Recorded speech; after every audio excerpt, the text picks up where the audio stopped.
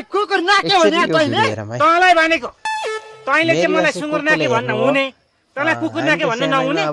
नाकबाट सिङ्गो छिराएर माथिबाट तानेर फेरि यताबाट कानबाट हालेर यताबाट निकालिदिन्छु नि वरिपरि घुमाएर तैँले गर्दा मेरो जिन्दगी धरापमा पर्यो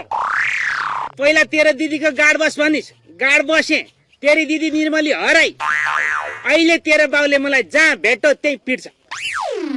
काजीको सम्पत्ति हडप्नलाई ज्योतिषी बनाएर मैलाई फसाइस् आज काजीले मलाई लहेटो भागेर बचे भोलि काजीले मलाई बन्दुकले हान्ला बन्दुकले हान्दाखेरि म कसरी बस्ने ल भन् त हातले गोली छेके भइहाल्यो नि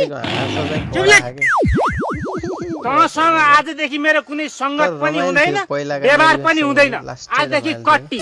कट्टी भने कट्टी कट्टी या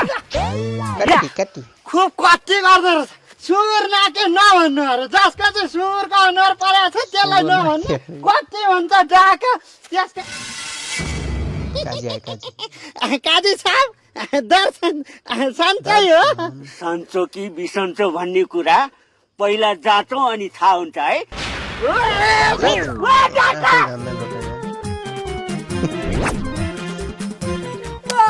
यो के अरे नाम के अरे यसरी दौडेर आएको त यहाँ कविता बाजे हैन कविता बाजे भान्जेलाई ज्योतिष बनाएर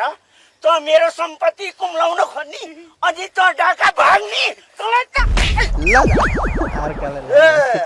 पहिले मेरो मुख थुन्ने पनि त अहिले मेरै गालामा चड्का हान्ने पनि त तँलाई त म